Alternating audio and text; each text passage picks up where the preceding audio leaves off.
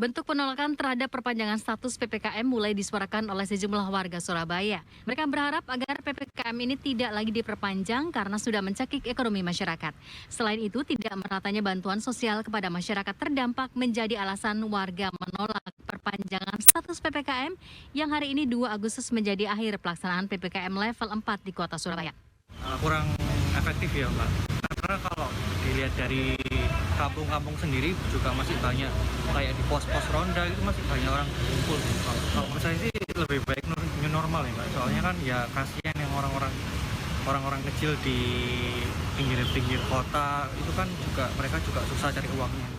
Kalau menurut saya perpanjangan itu penting, tapi mengingat bahwa di segi ekonominya itu kan juga merugikan masyarakat. Jadi sebisa mungkin kalau misalnya diperpanjang PPKM ini harus dimanfaatkan sebaik mungkin oleh masyarakat supaya angka penurunan COVID-nya itu jadi signifikan, akhirnya PPKM ini nggak jadi diperpanjang lagi. Kalau memang dianggap penyekatan itu berhasil mengurangi angka COVID, ya nggak apa diteruskan, tapi buktinya saat ini penyekatan itu lebih banyak merugikan masyarakat gitu daripada tidaknya. Penolakan perpanjangan status PPKM ini juga dilakukan Freddy melalui aksinya.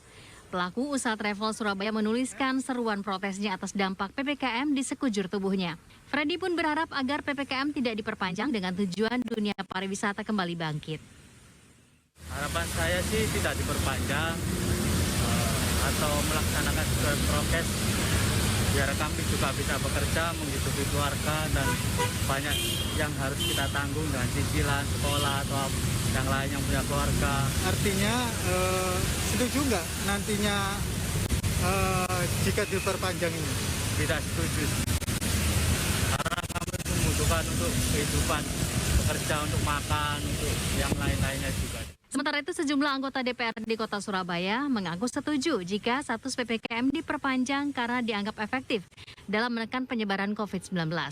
Namun di sisi lain, pemerintah juga harus memperhatikan ekonomi warga, terutama pelaku usaha kecil, dengan memperlonggar aturan-aturan yang selama ini dinilai memberatkan.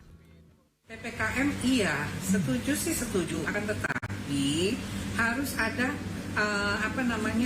penanganan yang betul-betul harus sudah dipikirkan. Dampak dari PPKM ini jangan dilupakan gitu. Itu yang terpenting. Jangan akhirnya karena PPKM juga tetap mati gitu, karena kesehatan bukan hanya dari obat saja, bukan imun dari badan saja. Kalau mereka juga memikirkan segala sesuatu yang stressingnya tinggi, otomatis juga bisa gampang terpapar. Sementara itu, Akmarawita Kadir, Sekretaris Komisi D DPRD Surabaya, mengaku jika status PPKM diperpanjang, dirinya meminta pemerintah, khususnya Pemkot Surabaya, lebih memperlonggar aturan dan tidak memberatkan masyarakat. Kita berharap ada kelonggaran-kelonggaran. Jadi kelonggaran-kelonggaran yang sangat ketat, melihat perekonomian di bidang usaha kecil ya dan menengah ini seperti PKL dan sebagainya itu kelihatannya sudah mulai menjerit ya. Walaupun memang sudah dapat bantuan dari pemerintah berupa bantuan sosial tunai, kemudian bantuan-bantuan yang lain kan itu terus digerojok.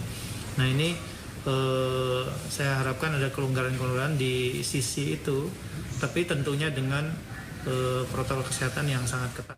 Bagus Setiawan, CTV.